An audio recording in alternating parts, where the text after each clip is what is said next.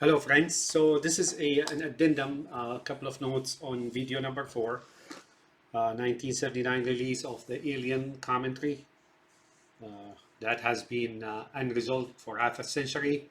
And guess what? Yours truly just produced the solution or solved the riddle and the secret, the internals, uh, the arcane side of it,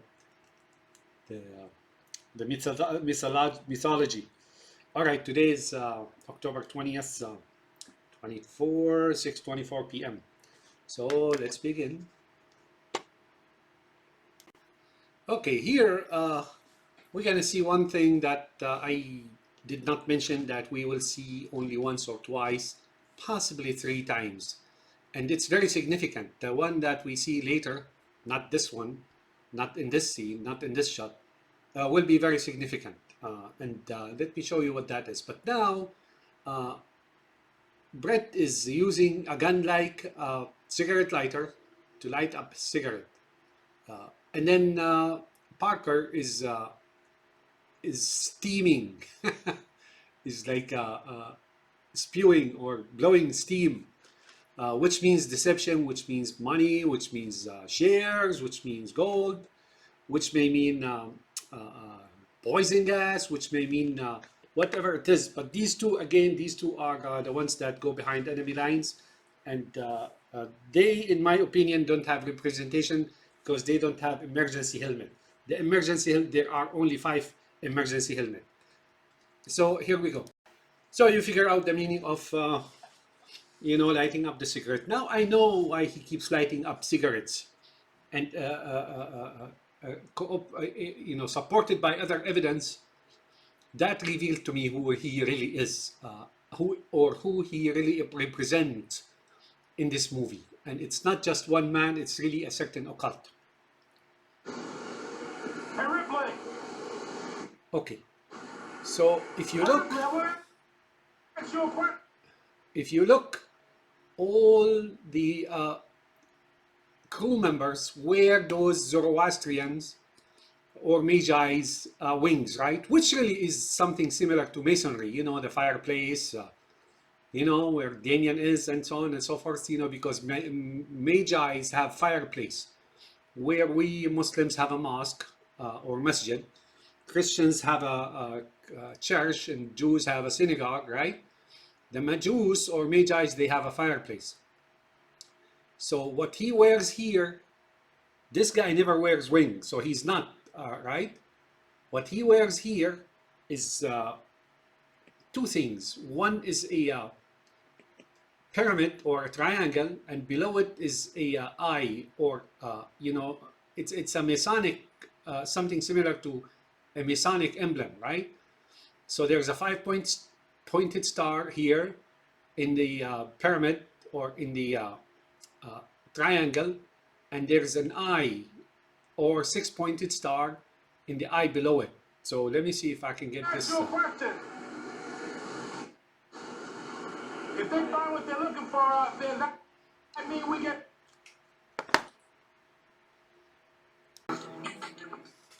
So earlier I said I do believe, or I have a theory, a sneaking suspicion that Jonesy is really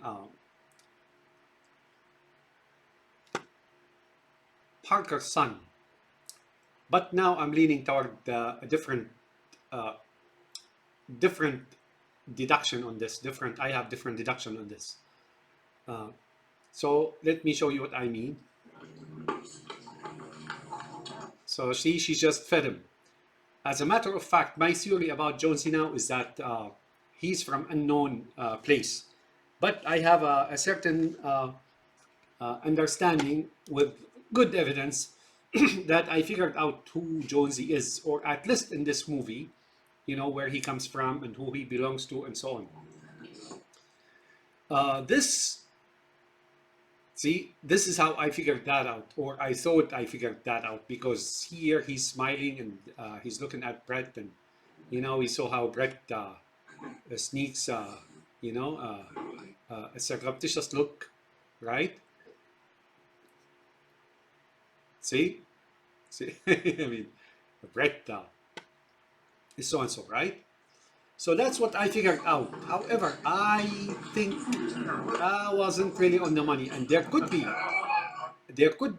a clue or more than one clue here that that if you are very familiar with the arcane and the occult and so on, and the meanings of it and so on, you may be able to figure out who Jonesy is, right? I do have like I told you, I do have a theory. I will offer that in a little bit. Right? Right. So if you're familiar with the arcane and the esoteric of the movie or other things that are similar in tone and tack and so on, you may be able to find out who he is, right? But now here goes my theory. Like I said, I think he's that particular deity here, but let's wait a little bit.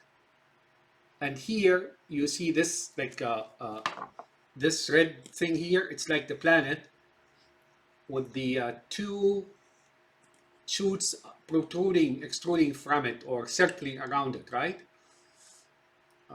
It looks like an infinity or something of the sort. The sign of infinity in math, right? Finite and infinite and so on, right? But here there's one, and that one, it's not two, right?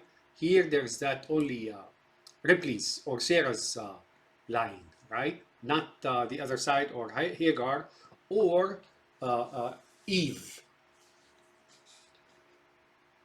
So the derelict ship, I believe, is a previous expedition similar to that of the Nostromo, right?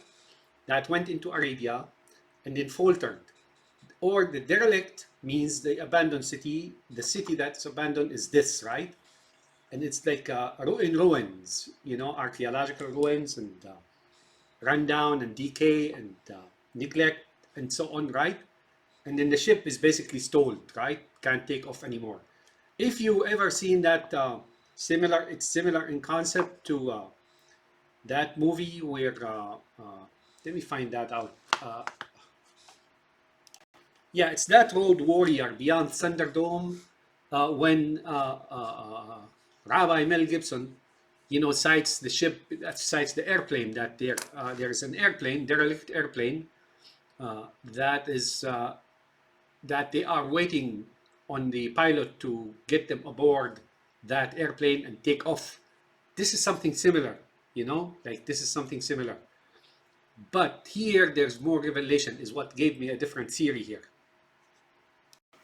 So again, some people guessed that this was a feminine reproduction organ or a vagina, right? And there's a deity here, if you see, right? A deity here. I don't see what they're talking about here.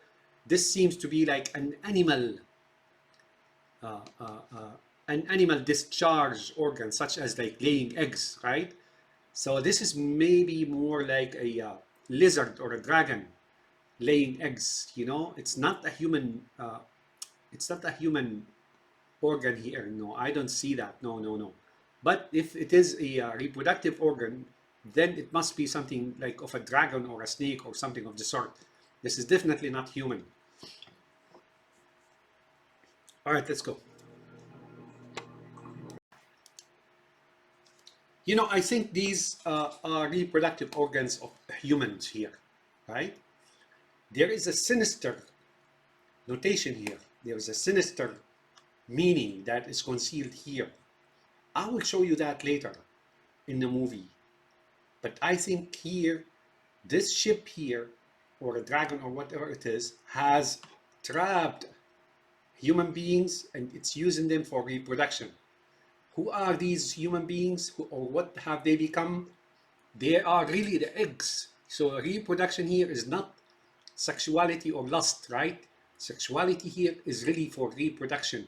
It's enslavement, it's generating or producing more generations.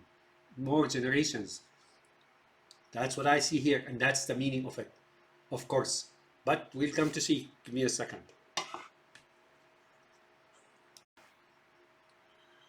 The noise here is an alarm right? So there is an alarm, a background alarm, unheard by humans. Let's put it this way: it's like the humming noise, where those angelic or demonic beings, they're chatting, so they introduce or add humming noise or music or something of the sort. Here, the humming noise is there's instructions. When the blurring the screen means those entities who were waiting for Dallas, Lambert, and Kane, you know, they entered, right? They hacked the signals. Let me show you. Okay, let's see this one. Now notice how they hacked the signal. They hacked it 3 times. See, they hacked the signal, and now they entered on, they tap on the communication, right? See, now they cut them off, or if they're communicating, these guys or these entities and fallen angels or whatnot, they are in on the signal now. They have entered the channel, right?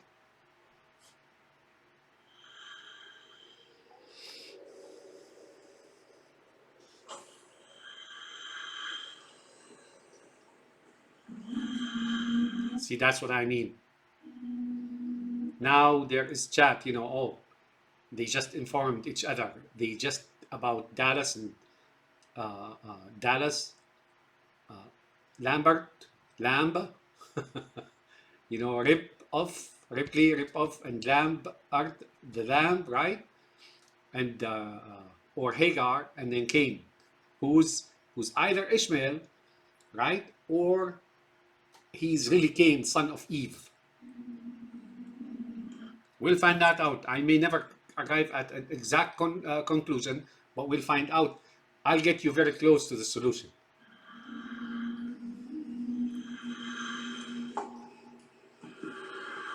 So if hypothetically you are able to go into find such a ship and enter it, and there are these things here, you're entering here, and you will be made you will be enslaved, trapped, and imprisoned, and you will be made as a reproductive human being, mainly men, right? Okay, so if these were, let's go back. If these were, I just got it, I think. If these were, as I mentioned to you, these are trapped men here, right? And then these are their phalluses, and they're used for reproduction, to reproduce humans, use them, and so on and so forth, right? Then the dragon, right? The dragon has those, right? So these are the dragons. So these are the three, the dragons, right? The dragon or lizards, you know, reproductive organs. And when the people entered, the men were enslaved, and they stripped of, you know, whatever it is here. The symbolism is really they become a reproductive organ, and they slabbed on the wall, right? So let me show you that. They're attached, you know, like nailed to the wall. Now they all they become is just reproduction. Here the signal is hijacked.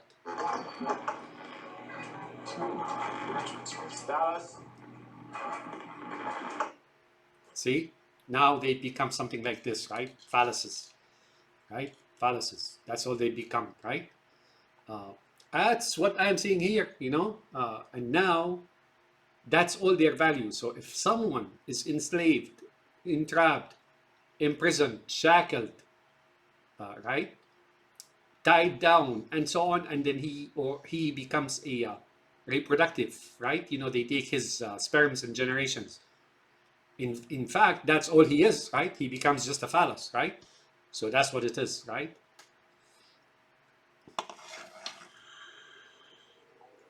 So now we do sort out or deduce a purpose for that entity in space entering the ship and diverting it to this particular place, because it wants to add more reproductive men, right, into its, you know, organs, right? And there's a reason for that. I'll show you in a minute. When Cain descends down the cave, there is something that I noticed. I will show you. What that means is this here is very ancient, and there's those reproductive phalluses are probably dying or dead. They no longer reproduce, right? And they needed more people, fresh blood to have like the Y chromosome and become reproductive, right? So here, what that means is some of them are dead, some of them are no longer producing. So the ship was trapped to bring it down here so they can trap the men to make so and so out of them, and there's evidence to that. But the ancient thing is that this particular environment or humanity here that is entrapped by that dragon or that female dragon, right? Right? Or it's probably a hermaphrodite, right? So the head of the dragon is probably a man, or I mean a male, right? Dragon, and those entrances are female dragon, and then the tail is hammer or something. I don't know, but you see what I'm speculating on. I mean, with a little bit of research, you probably those people with history and understanding of psychology and so on can probably produce a better result here, or arrive at a better conclusion, closer to a fact. So these are the ones who were trapped before, right? Probably in that ship, the derelict ship itself, I don't know. But here, like I said, it's multi-threaded. Now they alert each other. Oh, there's fresh blood, you know? Catch that Cain here.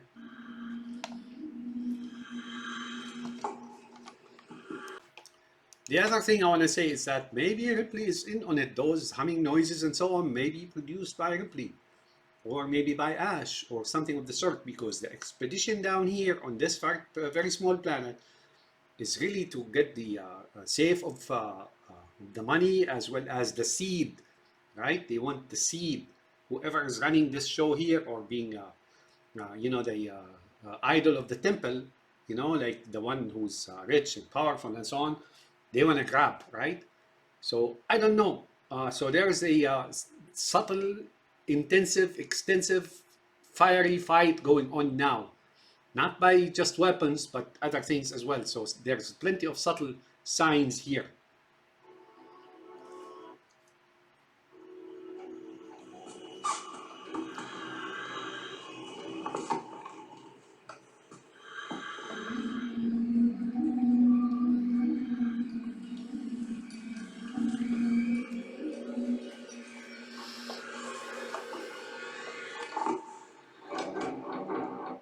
All right, did you hear the knocks? Now the knocks, those knocks and that music in the background, it's haunting, right? It's alert, it's irritating, right? It's kind of scary, right? How should I put it? It's a foreboding knocks, like, you're in the trap now. But here I had to make a point, right?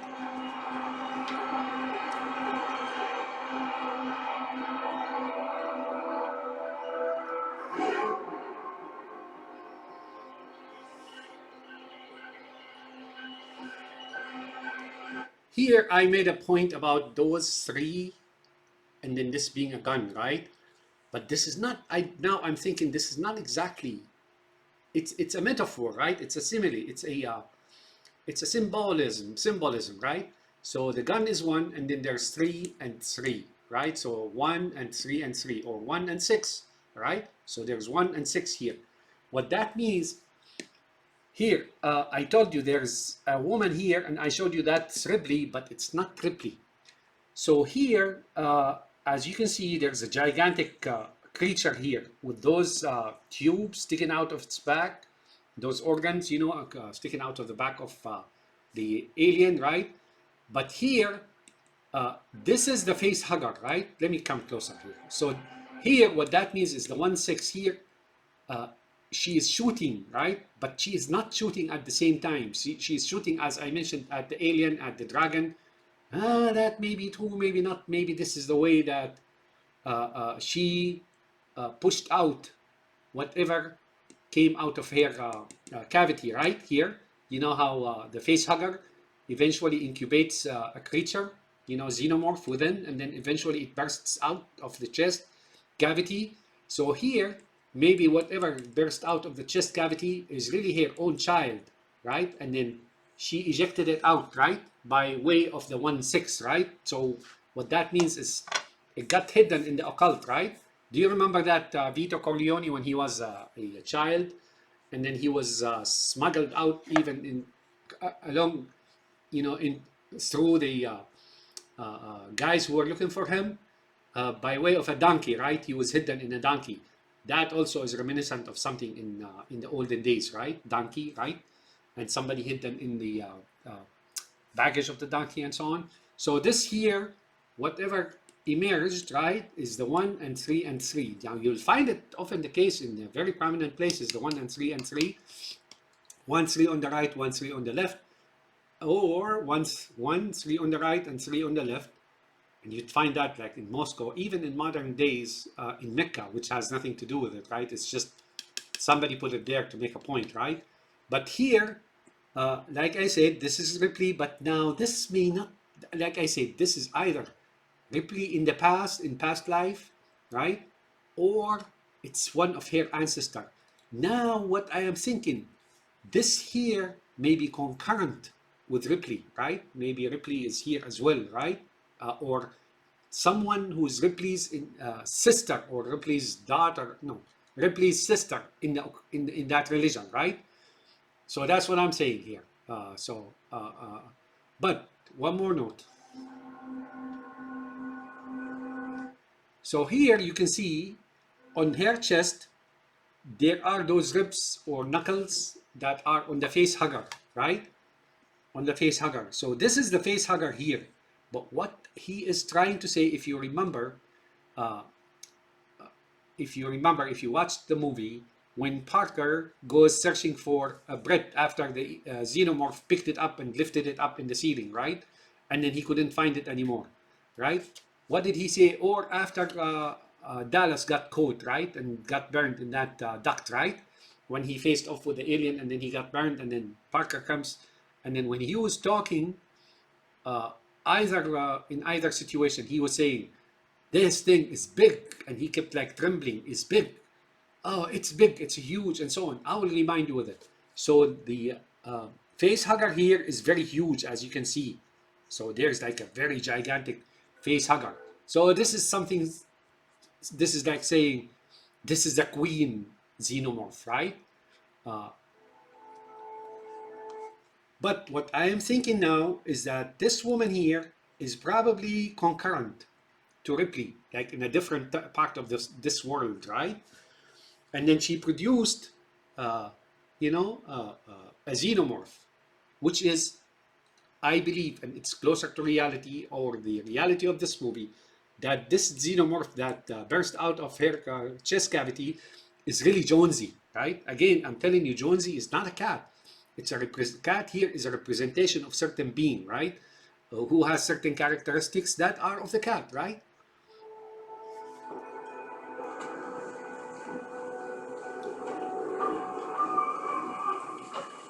As you can hear, there's like background noise and shouting and screaming, and the whole environment, right, within the ship now kind of woke up and began to clamor and erupted in some kind of rush into the ship and so on, because now there is a new blood here, right? This guy is going to be the father of of the new generations and so on.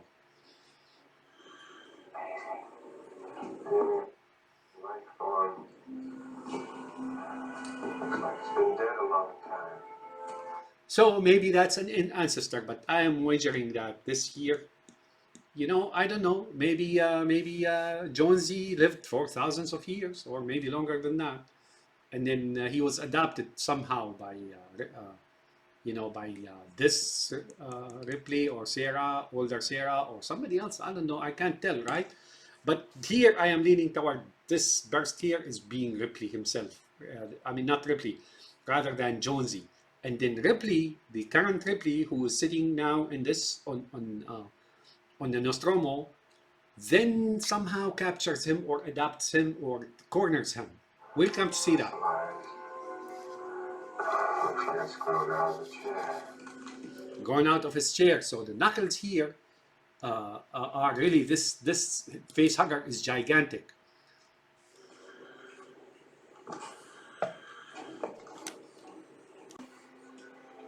So here, I think this woman here either ejected that hair, whatever hair baby is, let's say she gave birth to it, right? This woman here, the one I told you is alive, and then ejected it out into space or somewhere by way of the 1/6, meaningly into an occult, right? It hid it in an occult, and the 1/6 or 133 or 313 or the one, like 33, smuggled it out, right? Of this environment here. So there's some kind of a thing going on here that will eventually be completed by Ripley. On to now, like he exploded. See, that's very giant, right? I will show you, in fact, what what the face hugger is. What happened to the rest of the crew? What happened to the rest of the crew? They are stuck on the wall. Remember, I showed you on the wall those phalluses. Now they're trapped and they have become phalluses and something else. The crew. What happened to the rest of the crew? Remember that. Get the hell out of here. See? That's one big face hugger here. And she's looking at us. That's Ripley. That's her hair. Look, the hair. Here. Here. That's the eye.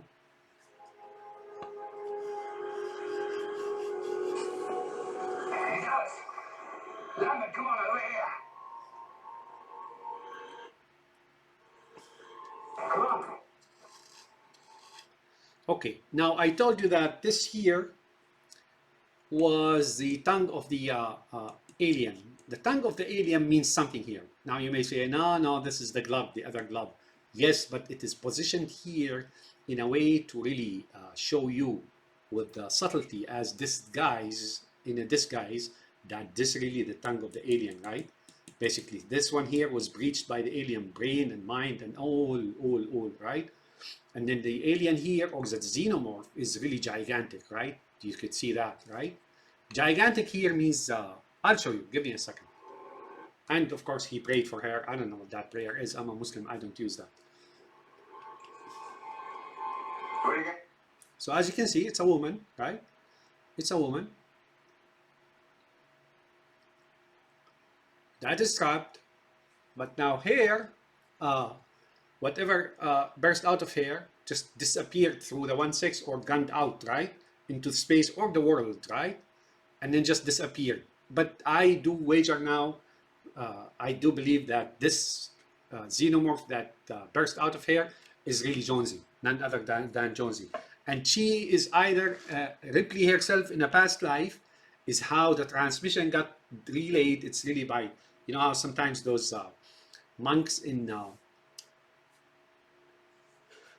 Buddhist monks and their reincarnation, and how they say, they remember things, and that's how they figure out that this particular child is a resurrection of this particular monk, and so on and so forth, right?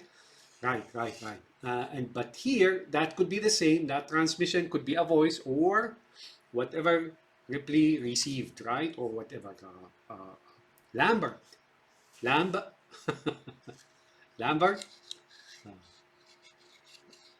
Like mother. MU. Must. I don't know. Must use. TH. The high. Entertainment risk or whatever, MU-TH-ER, right? So you figure that out. I don't know. You need an insider's information. Don't waste your time on this. So, okay. So that's alive, right? And like I said, it's a colony on that planet in a derelict ship. They landed just like the Nostromo and they just couldn't get up, right? And they faltered. And that's the alarm. Right? It's not an SOS signal, is what they're trying to say here. This creature, which could be concurrent to Ripley, is saying, don't come here, or if you come here, watch out. Because the xenomorph is gigantic. So it's a word of warning, right? And this actually is talking to those who made, the people who made this movie, as a matter of fact, those who are watching the movie, and they're in the millions, maybe 20 millions when they made this movie, I don't know. And it's telling them, be careful. And this, as a matter of fact, movie is just not a movie. People or personalities or characters talking to each other. Rather, it's also talking to the audience as well, certain audience. So here, what I have a different opinion now.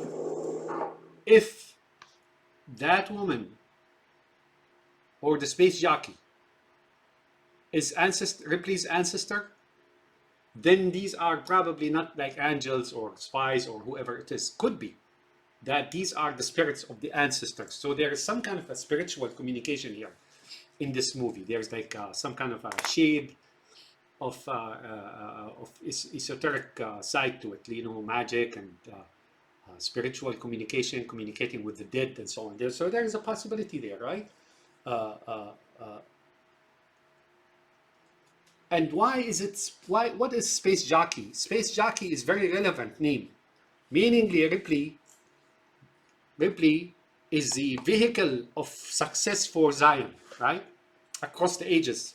Like I said, men of Zion just sit around, right? And they go collect money in stock market and whatnot, right? They're like pretty lazy asses, right? And the woman, they always send the woman to sacrifice and marry powerful people. And so they space jockey that Ripley is hopping from one location to another. It assumes a new role in subduing or destroying or whatever it is, right? So Ripley is not just one and the same. And it shows you across the movies, right? Like different movies, it's Ripley again, Ripley again. But here, since this is the first, the space jockey, where we just look, is really the ancestor of Ripley, right? Or Ripley herself, right? You see what I'm saying? So those poor Ripleys, Sarah's, man, what are they talking about? So here, what I'm saying, these guys, these lights could be the spirits of the ancestors, could be angels, or could be spies, right? Infiltrating and masquerading as, and hiding in plain sight. All right. Okay, there's something here I thought that completes the notion of who Jonesy is, or, well, we will not know where he is or who he is, right? But I believe he burst out of the other space jockey, or Sarah, the older Sarah, who hops between civilizations and times and so on and so on. Meaning Zion's foundation, its protector, its sacrifices and so on, is really based shouldered by their women, the Sarahs, right? So here, what I thought, I didn't know what this was, but I am suspicious. Let me do that.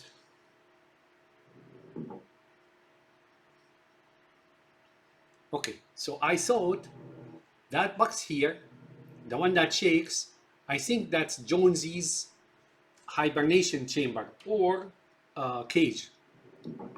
And then, I don't know. I mean, that's what I'm guessing. Otherwise, I don't know what that is, right?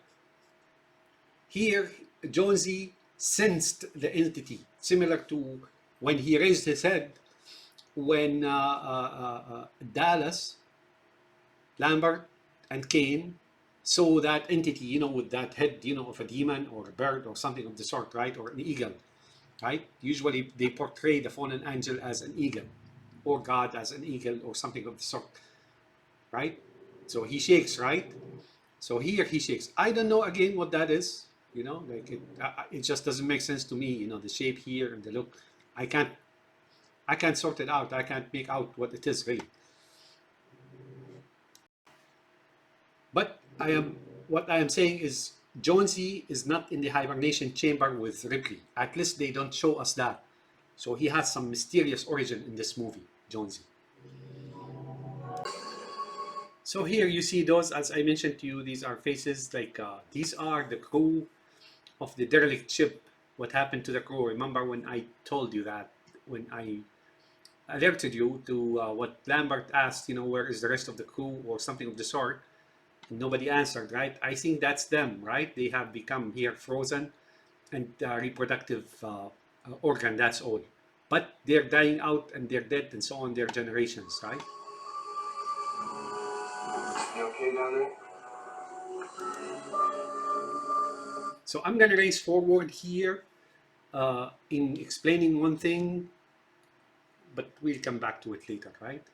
So here, maybe these are women, right? These are billies or something of the sort. You know, the whole thing is mangled. You know, like has been here, like almost primordial, has been here since ancient times. And you know, take any community, you know, and mix them up really bad. You eventually end up with something like terrible, right? You know, the gene pool shrinks and defects and so on appear in the reproductive set of humans and so on. Eventually, a community, if they keep living together and reproducing out of the same gene pool, they shrivel and die, right? They die out, right? That's why, you know, to have diversity in humanity is very important. You know, mixing races is not a good idea. See anything? Cave. A cave, that's, according to him, that's where demons live. Cave of some sort, but You know, I thought I saw something here. Wait a minute. So there's something flying here, notice, right? You may think it's reflection. I don't think it's reflection. This here looks to me like the very reflection on Dallas's face when he was at the council. Remember? There you go. I don't think this is haphazard. So if that's the case, you see, right here, that's the case. I was pointing by my pointer, excuse me.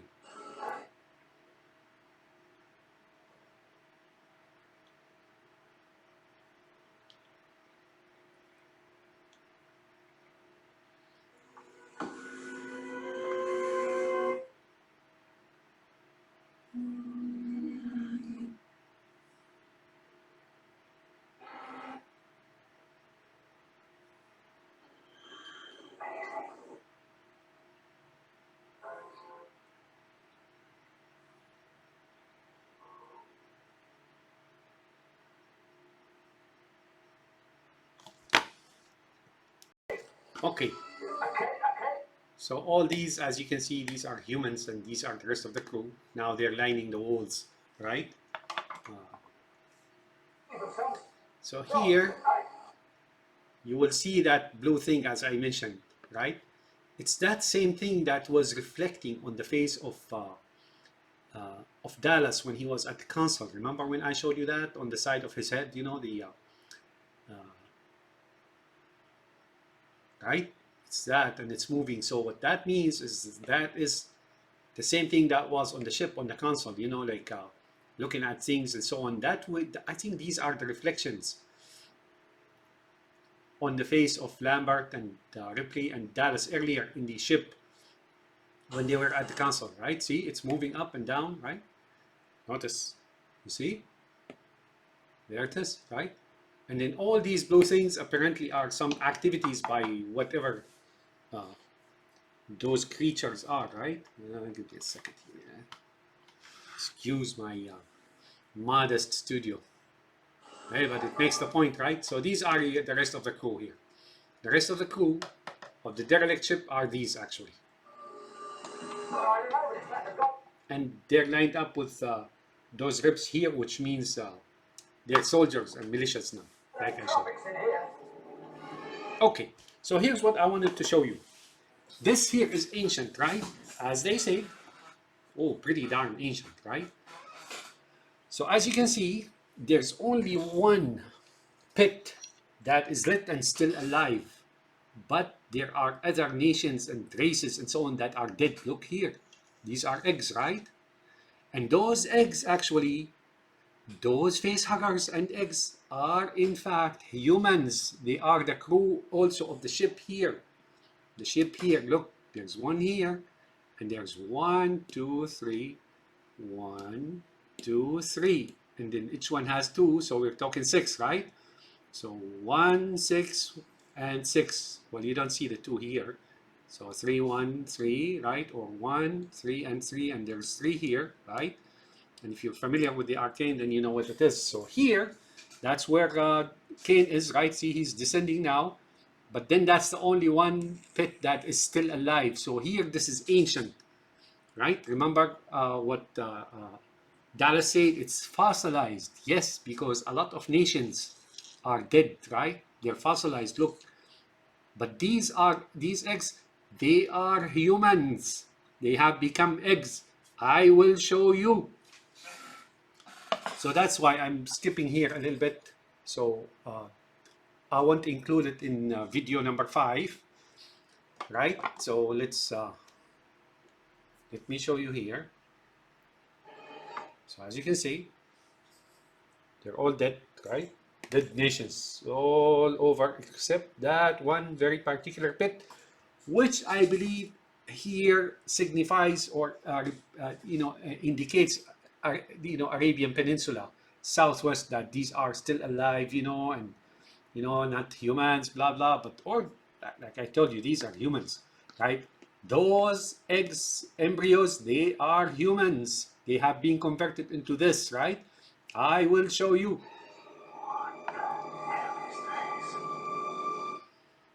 Other than that, like all these nations, are dead, right? Why? Because they've been living for a long time, since primordial time and ancient times and so on, and they eventually die out, and that's the only thing that is living. That's why perhaps, and one of the other reasons I'm thinking about now is that entity, which I believe is like this big xenomorph, right? Brought them down here so it can grab Cain and whoever it is, and then now generate a new humanity out of his genetic material, or sperms, if you will.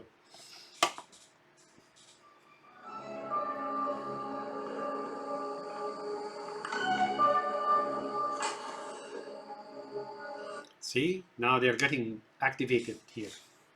Those entities, they're waiting. They cannot wait. They're like waiting patiently, right, to actually grab them. But here, you look again, and there is that apparently as if it's a spine, right? And here as if it is the face hugger as well. So these are the knuckles, right? Knuckles here, and then there's that tail, right? That tail, and it looks like a gigantic face hugger, right? And this guy is descending right in its middle. I know. I said these guys are phalluses and so on. Believe me, put them all together and you will get it. Unless those authors and producers and maybe Ridley Scott can tell you what these guys are, but that's what I'm seeing here. Here, I am seeing a face hugger, a gigantic one, right? And it's like tail, right? I will tell you precisely what the face hugger is later.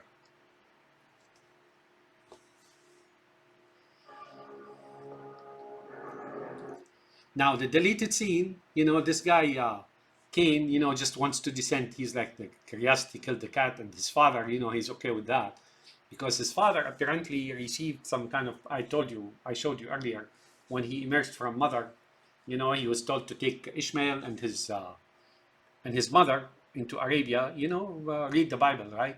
Although the Bible, the modern Bible is really modern, right? It's not that old one. But it tells you something about them, like they're more accurate. The stories, all these stories, modern stories, are taken from Quran and Islam, right? The Quran and Islam. So that's where, they're trying to imagine that's why Allah or God sent him out in the wilderness into Arabia, right? To live there, but also to pick up, like they were lured into that land. Do you see how they're trying to play that, although Allah told Abraham to go into the wilderness and take Hagar and Ishmael there and so on and so forth. What they're trying to say is that he was playing a game, right? He's a gigantic xenomorph who wants to revive this land here, and that's the only thing that's left out of it, right? Is this very particular pit. All other pits are basically dead, right? And he needs new material, right? Like new flesh and blood and so on.